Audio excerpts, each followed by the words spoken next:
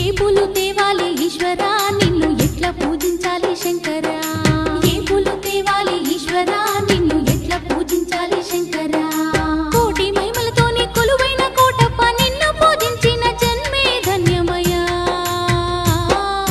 ఏ పూలు తేవాలి ఈశ్వరా నిన్ను ఎట్లా పూజించాలి శంకరా ఏ పూలు తేవాలి ఈశ్వరా నిన్ను ఎట్లా పూజించాలి శంకరా